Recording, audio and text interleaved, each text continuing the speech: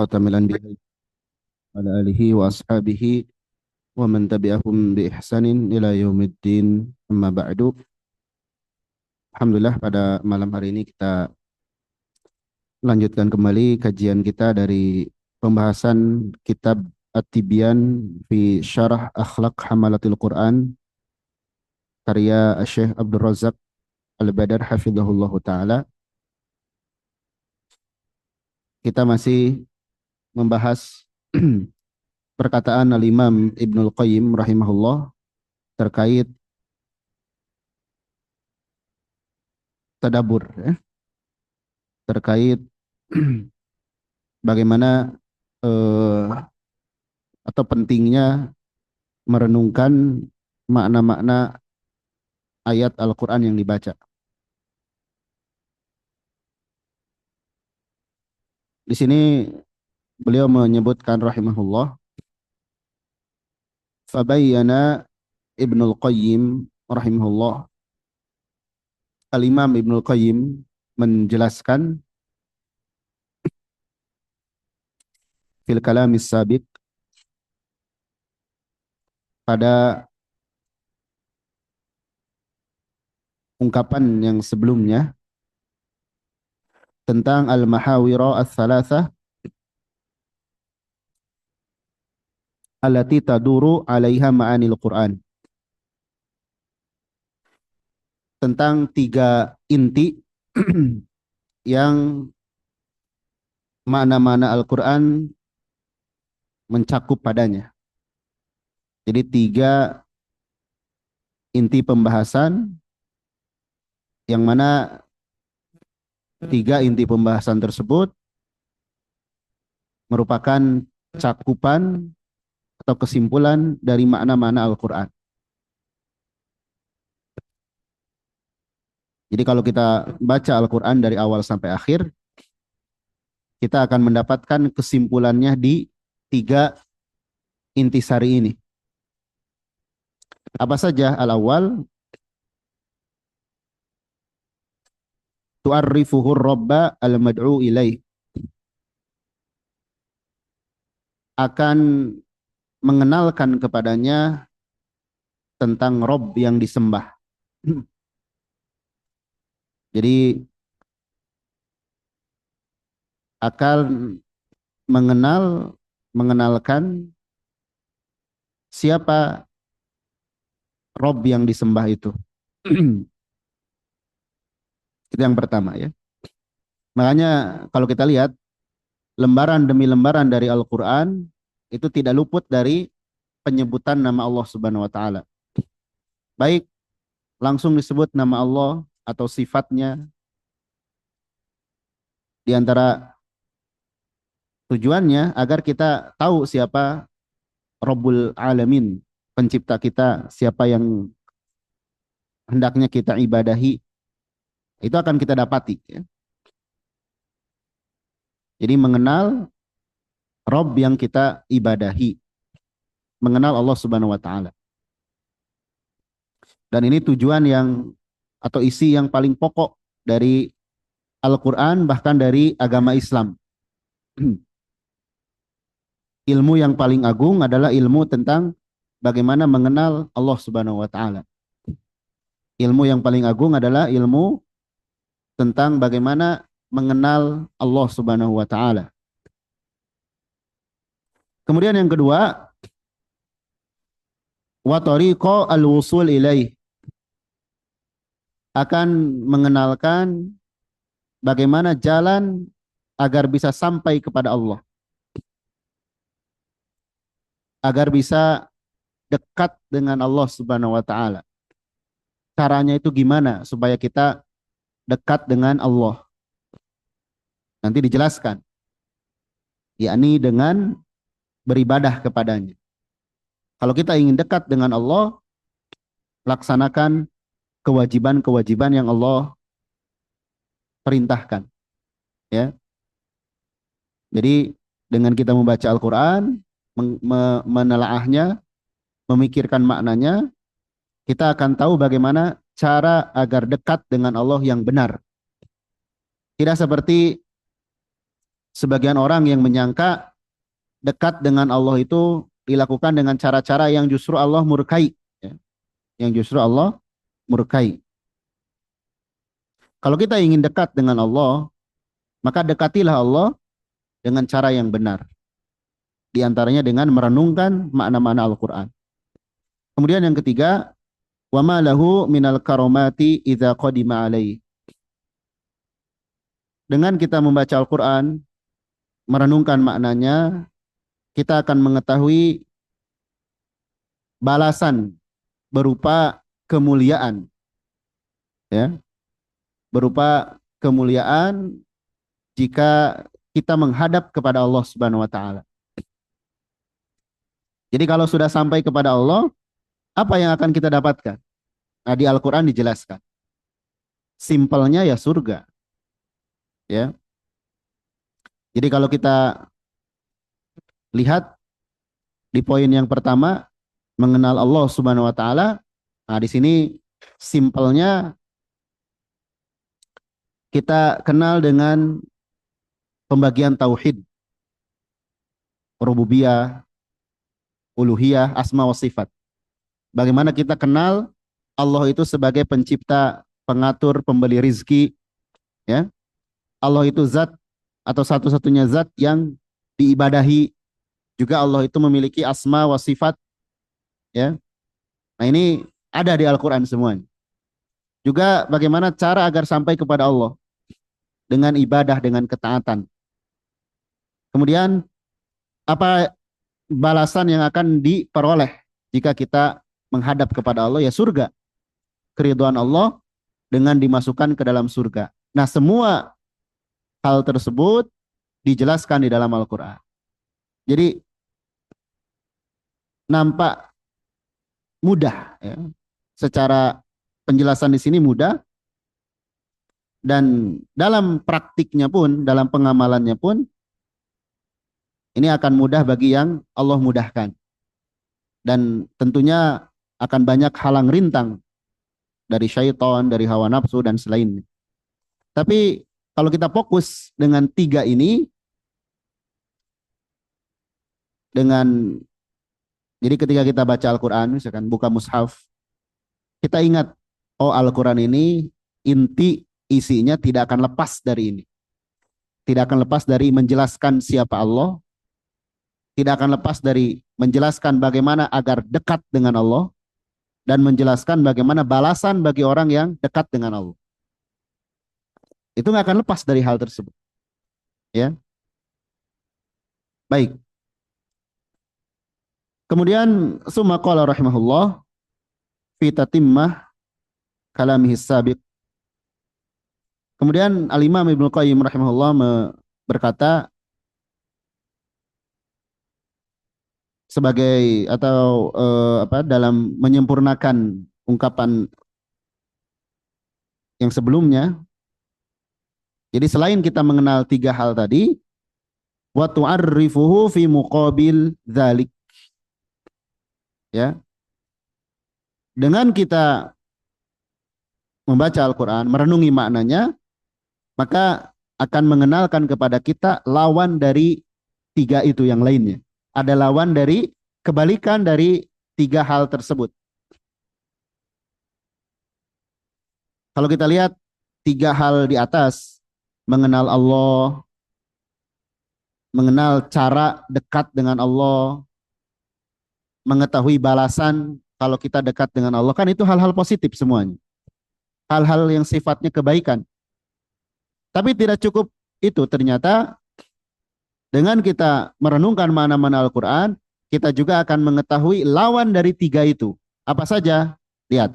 Ma yad'u ilaihi syaitan. Apa-apa yang diserukan oleh syaitan. Ya. Akan tahu perangkap-perangkap syaitan itu apa. Karena ini penting. Orang tidak cukup mengenal Allah,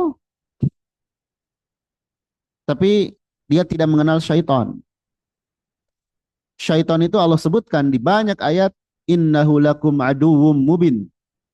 Syaitan itu musuh yang nyata bagi kalian. Kalau kita tidak tahu siapa musuh kita, bagaimana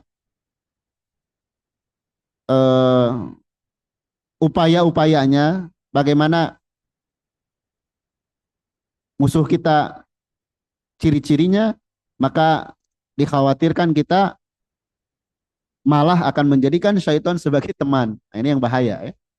Dan Allah menyebutkan wa may yakuni syaitanu lahu qarina fasa'a qarin, ya. Barang siapa yang menjadikan syaitan itu sebagai teman, maka seburuk-buruk teman. Jadi dengan kita merenungkan makna Al-Quran, kita akan tahu apa saja yang syaitan ajak, ya. Yaitu maksiat berarti ya, mengajak kepada neraka. Jadi mengenal syaitan, wat tariq, dan cara yang menghantarkan kepadanya. Yang menghantarkan kepada syaitan ya maksiat. Langkah-langkah syaitan, kedurhakaan, pembangkangan.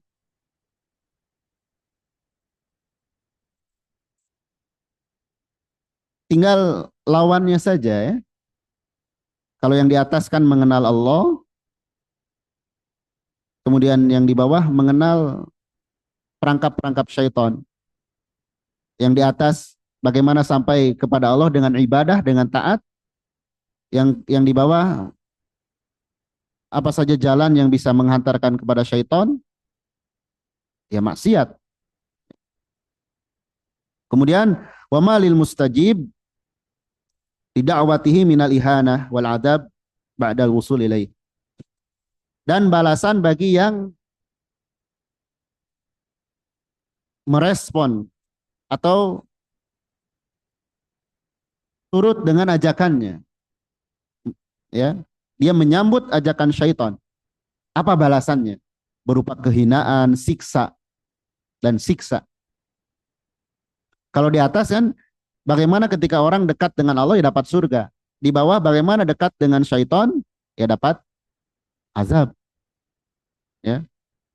Jadi ketika kita membaca Al-Qur'an, di benak kita nih sudah ada gambaran. Isi Al-Qur'an itu tidak lepas dari mengenal Allah sebagai pencipta kita, juga mengenal musuh kita yaitu syaitan. Ketika kita membaca Al-Qur'an, di dalam Al-Qur'an itu ada cara bagaimana dekat dengan Allah, yaitu ketaatan, ibadah. Juga cara syaitan menjerumuskan kita, yaitu maksiat. Kemudian balasan kalau dekat dengan Allah yaitu surga, dan balasan jika memenuhi ajakan syaitan yaitu neraka. Maka kata beliau, fahadihi sittatu umur. Maka inilah 6 perkara yang doruri, yang penting, sangat penting. Istilah doruri, ya, istilah doruri itu artinya kita sangat butuh, dan kalau tidak maka kita bahaya. Itu doruri. Kalau istilah hajah, ya, sebatas butuh, kalaupun kita tidak memperolehnya maka kita tidak mengapa. Tapi kalau sudah doruri, darurat, penting, sangat penting, artinya kita sangat butuh hal tersebut, dan jika tidak terpenuhi kita akan terancam bahaya. Nah ini 6 perkara ini penting seorang muslim ketahui dalam kehidupannya.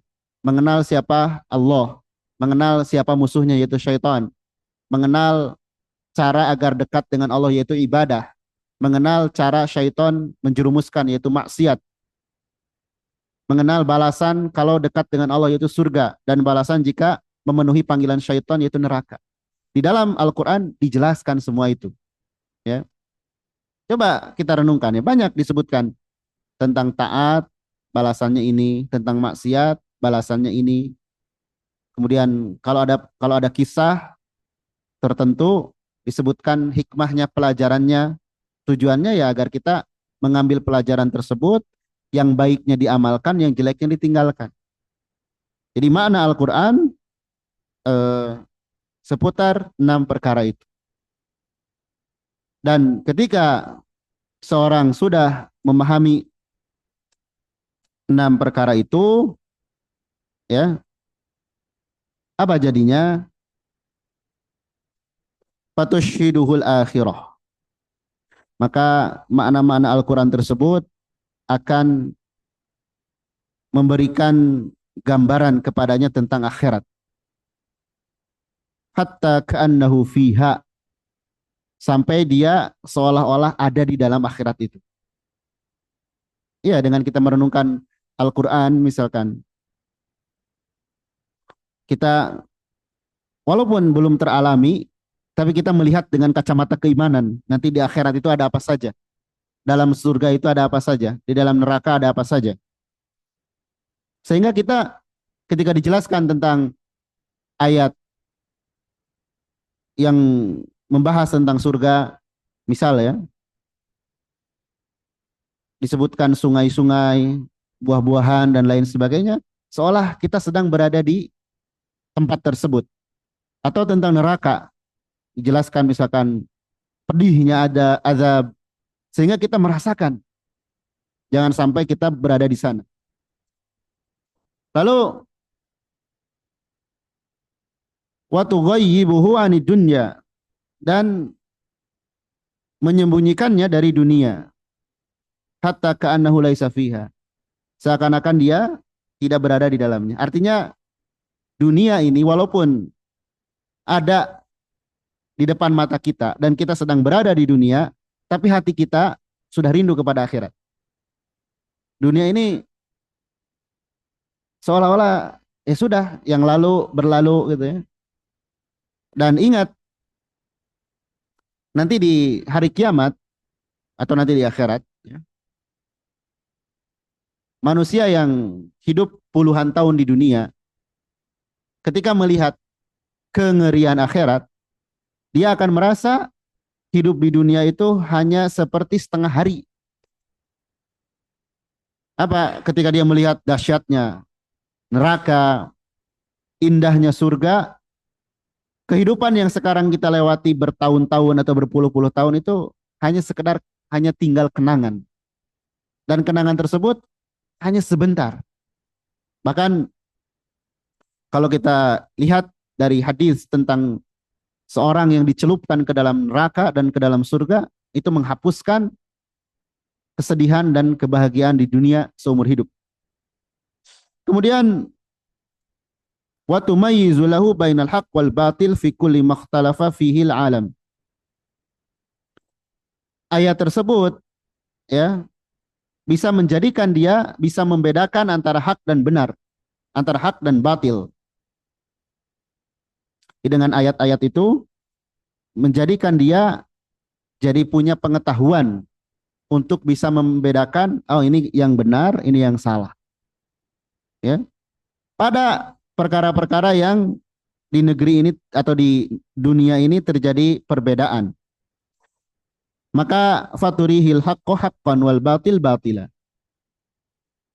Ayat tersebut, makna tersebut memperlihatkan perkara yang benar ya benar, perkara yang salah ya salah. Jadi kita punya istilahnya basiroh. Basiroh itu artinya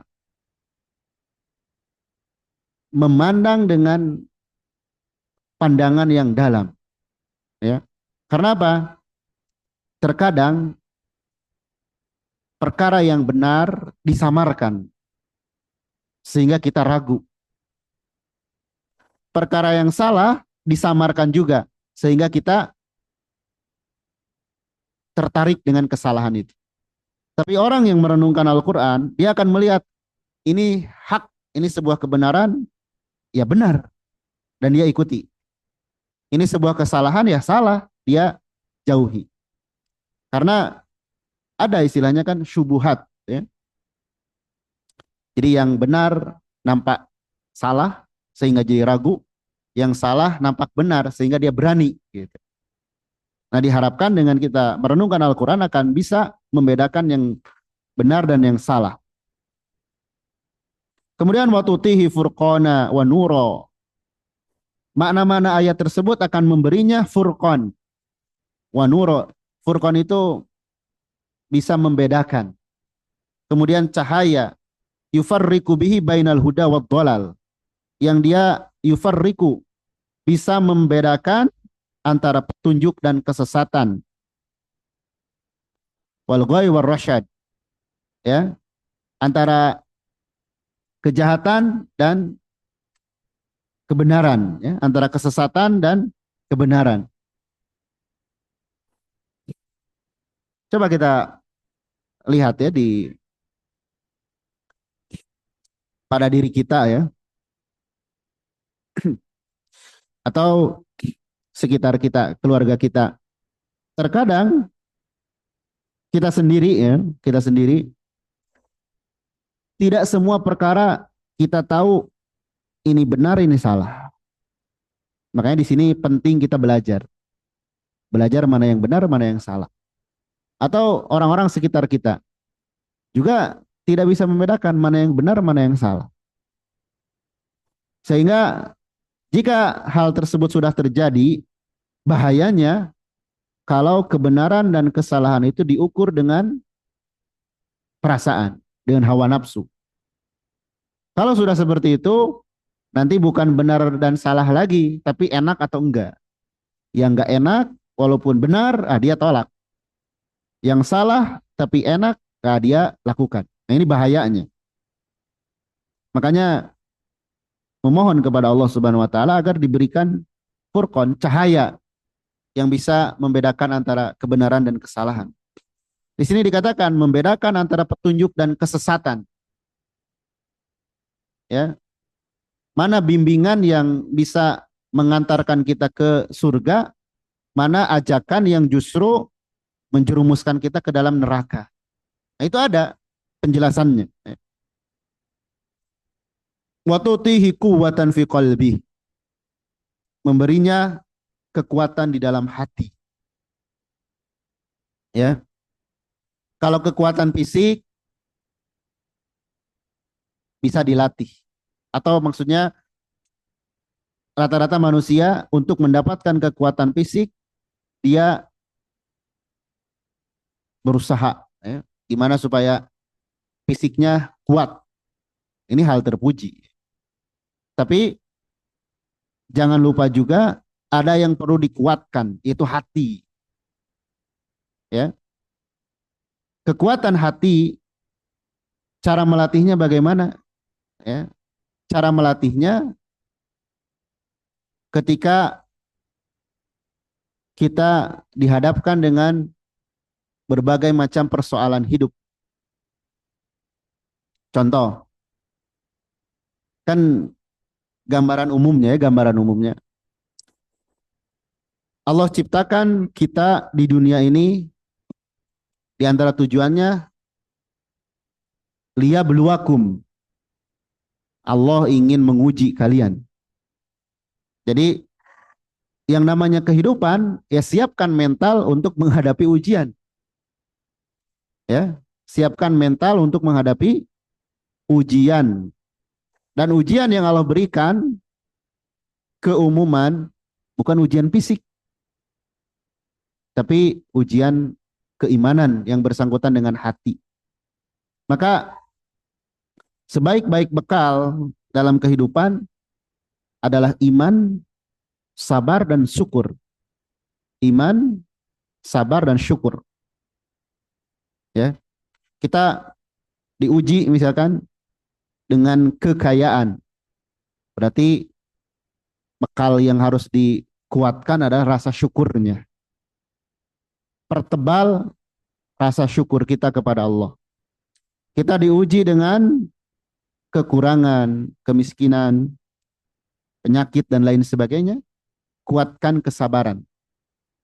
Dan yakin dari kedua hal tersebut, yakin seyakin-yakinnya Allah menyiapkan balasan yang banyak. Ya. Nah, iman, syukur, dan sabar bisa terlaksana kalau hatinya kuat. Kalau hatinya kuat.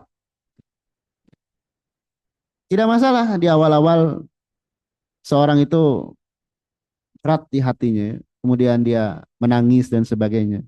Tapi yang namanya kehidupan ya harus dihadapi dan yakini Allah tidak akan memberikan beban di luar batas kemampuan kita. Lalu apa cara menguatkan hati? Istilah lain, cara melapangkan hati. Ya, Nabi Shallallahu Alaihi Wasallam diberi kelapangan hati. Ya, Nabi Shallallahu Alaihi Wasallam sebelum berdakwah diberikan kekuatan mental. Di antara cara eh,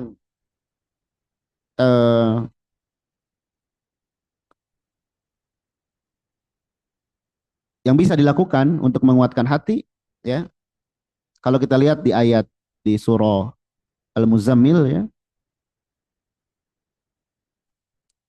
yaitu dengan sholat malam dan rajin membaca Al-Quran.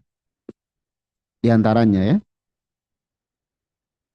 sholat malam, sholat malam ini silakan di waktu dari Ba'da Isya sampai Fajar. Ambil sebagian waktu untuk melaksanakan sholat minimal 1 rakaat. Lalu dengan membaca Al-Quran.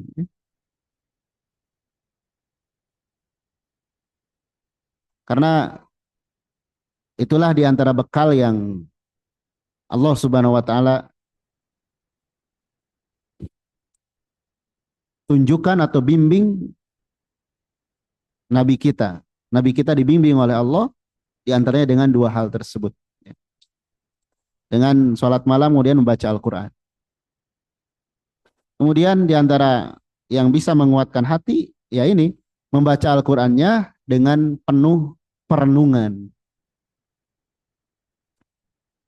Ya, kalau sebagian orang ada ya, ini kita sedikit perbandingan. Misal ada orang yang mendengarkan nyanyian dengan lirik tertentu, dengan keindahan suara penyanyinya, dengan harmoni musik yang timbul, bisa sampai membuat orang menangis, terhanyut. Dan perlu diketahui ya, menangisnya orang dengan sebab itu melemahkan hati. Melemahkan hati. Bahkan akan semakin bertambah kesedihan. Tapi kalau seorang itu membaca Al-Quran, zikir kepada Allah, ingat dosa, ingat akhirat. Walaupun dia menangis, itu akan menguatkan hati. Melembutkan dan menguatkan hati. Lebih dari itu, lihat. Wahayatan wassa'atan. Akan memberikan kehidupan bagi hati. Wassa'atan dan kelapangan. Kemudian, kelapangan wabahjah wasuron. Ya, juga akan memberikan kebahagiaan. Akan memberikan kebahagiaan. Akan memberikan kebahagiaan. Maka fayasiru fi sya'nin wan nasu fi sya'nin akhar. Jadilah dia ada pada suatu keadaan dan manusia pada keadaan yang lain. Yakni kita hidup sama-sama di dunia. Tapi yang kita rasa dengan keumuman manusia lain yang dirasa itu beda. Yang membedakan apa? Isi hati. Coba, misal ya, ini misal. Kita berkumpul dengan 10 orang. Ini perbandingan. 10 orang tersebut, termasuk kita di dalamnya misalnya, diberi kesenangan yang sama, jumlah harta yang sama, uang di rekeningnya sama, kendaraannya sama, rumahnya sama, ya. Pokoknya segala sesuatu yang sifatnya kemewahan sama. Ini misal aja. Apakah kondisi hati dari 10 orang itu akan sama? Enggak akan sama. Apa yang akan membedakan? Ketaatan dari 10 orang itu. Misalnya dari 10 orang tersebut, 2 orang rajin ibadah, rajin membaca Al-Quran. 8 orang menjauh dari ibadah, menjauh dari zikir dan sebagainya. Walaupun sama hartanya, tapi akan beda rasanya. Walaupun sama gitu. Atau ada 10 orang yang terkena musibah yang sama. Ketika ditanya, sebagian akan mengeluh, sakit dan lain sebagainya. Tapi akan ada orang yang kuat menghadapinya. Nah, itu yang pengaruh apa? Hatinya. Makanya surga dunia adalah keadaan hati kita. Keadaan hati itu tidak bisa dibeli dengan dunia, ya. Tapi kebahagiaan hati itu Allah yang memberikan. Caranya bagaimana? Ya dengan kita melakukan sebab-sebab. Baik. Kalau kata Syekh Abdul Razak hafizahullah atau kata Imam Ibnu Qayyim, fa inna ma'anil Qur'an dairatun 'ala tauhid wa barahinihi. Nah, di sini ya. Makna-makna Al-Qur'an mencakup tauhid, ya. Nah, ini yang penting ya. Mencakup tauhid dan bukti-buktinya, penjelasan-penjelasannya. Ini yang utama. Jadi isi Al-Quran yang paling pokok apa? Tauhid. Kemudian wal ilmi billahi wa malahu min awsafil kamal. Ilmu mengetahui ya kepada Allah. Ilmu terhadap Allah dan apa-apa yang Allah miliki berupa sifat-sifat yang sempurna. Ilmu tentang sifat atau tentang kesempurnaan Allah. Itu Al-Quran. Wa ma yunazzahu anhu min simatin naqsi. Dan apa-apa yang membersihkan dari ciri-ciri kekurangan. Jadi Allah itu sifatnya sempurna. Dan tersucikan, terbersihkan dari kekurangan. Nah itu rukun iman yang pertama berarti. Iman kepada Allah, ya, iman kepada Allah diantara cakupannya ya tentang tauhid itu, tauhid yang 3. Karena kalau dikatakan beriman kepada Allah, maka kita harus beriman Allah itu ada, Allah itu memiliki perbuatan, Allah itu wajib diibadahi, Allah itu memiliki sifat yang sempurna dan tersucikan, terbebas dari sifat kekurangan. Ini cangkupan Al-Quran. Kemudian wa'alal iman bir rusul. Terhadap iman kepada rasul-rasul. Kemudian penyebutan bukti-bukti sidqihim, kebenaran mereka.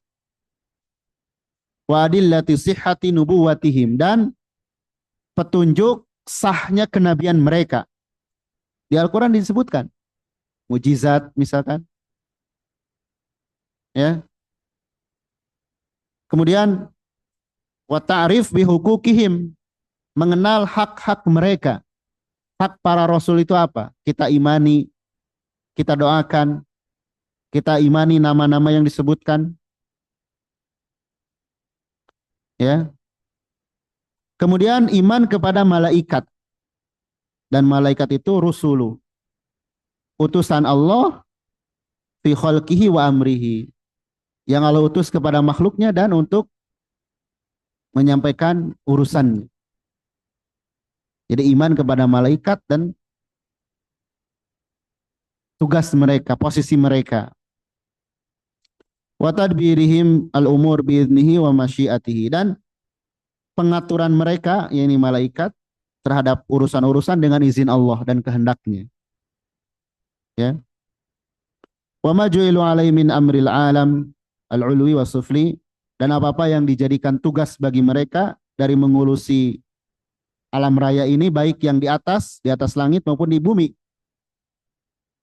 Ya, intinya mengenal malaikat dan tugas-tugas. Tugas malaikat itu bermacam-macam, mengatur manusia, kemudian juga ada malaikat yang di atas langit, ya. Ada malaikat yang memangku arash. Kemudian wa ma yahtasu bin nawil insani minhum, yang khusus mengurusi hal-hal yang berkaitan dengan manusia. Dari mulai yastaqiru fir rahim ummihi, dari mulai manusia itu janin, ya, menetap pada rahim ibunya sampai hari dia bertemu atau diwafatkan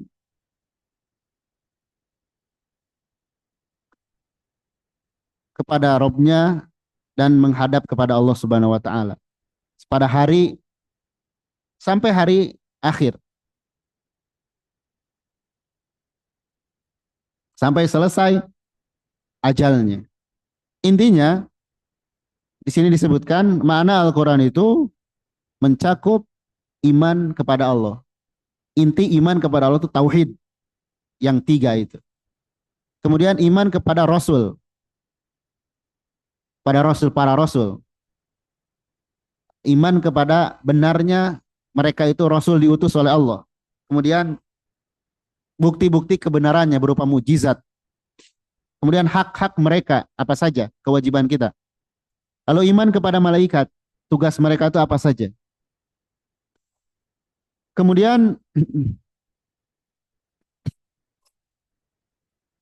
walal iman bil yaumil akhir, iman kepada hari akhir.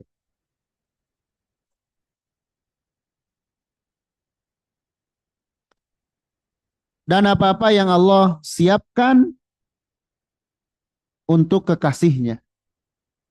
Min darin na'im al-mutlaq, berupa negeri yang penuh kenikmatan, yaitu surga. Yang la yash'uruna fiha bi alam, mereka tidak akan merasakan di dalamnya sakit, tidak juga akan merasakan kesal, bosan, wala tangius, tidak juga akan merasakan ketidaksempurnaan. Itu di akhirat. Jadi iman kepada yaumul akhir di antara pokok intinya yaitu iman kepada balasan yang Allah siapkan untuk kekasihnya. Surga, di dalamnya ada apa saja. Juga wa ma'adda li'a'daihi, dan apa-apa yang Allah siapkan untuk musuh-musuhnya. Apa saja? Min daril iqab, berupa negeri siksaan al-wabil, yang berat, yang membahayakan, itu neraka. Ya. Allah siapkan untuk musuh-musuhnya neraka. Allati la yukhalituha surur, yang di dalam neraka itu tidak akan dirasakan, tidak akan ada tercampur padanya kebahagiaan, tidak ada. Wala roha wala rohah, tidak ada kelapangan, ketenangan, istirahat, tidak ada. Ya. Itu di neraka, negeri yang tempat yang sangat mengerikan. Kemudian watafasil zalik, dan rincian hal tersebut atamma tafsil, dengan rincian yang paling sempurna dan yang paling jelas. Di Al-Quran dijelaskan, ya, dijelaskan detail sekali tentang surga itu seperti apa, neraka itu seperti apa. Lalu tidak lepas dari itu atau tidak cukup sampai sana, wa ala tafasilil amri wan nahyi, Allah menjelaskan rincian perintah dan larangan. Itu ada di dalam Al-Quran. Rincian perintah dan larangan dijelaskan dalam Al-Quran. Kemudian syariat, kemudian takdir, ya, halal haram, wal mawaid wal ibar, nasihat dan hikmah dijelaskan. Wal qasas, kisah-kisah, wal amsal, perumpamaan-perumpamaan. wal asbab, sebab-sebab, wal hikam, hikmah-hikmah, wal mabadi, permulaan, wal goyah, tujuan, fi khalqihi wa amrihi, pada penciptaan dan pengaturannya. Ini komplit di Al-Quran. Jadi Al-Quran itu selain dijelaskan rukun iman, juga dijelaskan perintah dan larangan, syariat, halal haram, nasihat, kisah. Tugas kita apa? Tinggal belajar, tinggal mempelajarinya. Baik, ini masih ada pembahasan terkait perkataan Al-Imam Ibnu Qayyim rahimahullah ketika kita merenungkan makna Al-Quran. Secara umum, dengan kita membaca Al-Quran dan merenungkan maknanya, kita akan tahu konsep kehidupan dunia dan akhirat. Kita akan tahu konsep kehidupan yang benar, menjalani kehidupan yang benar ketika di dunia dan di akhirat. Baik, demikian mudah-mudahan bermanfaat. Subhanakallahumma bihamdik, asyhadu an la ilaha illa anta, astaghfiruka wa atubu ilaik. Walhamdulillahirabbil alamin.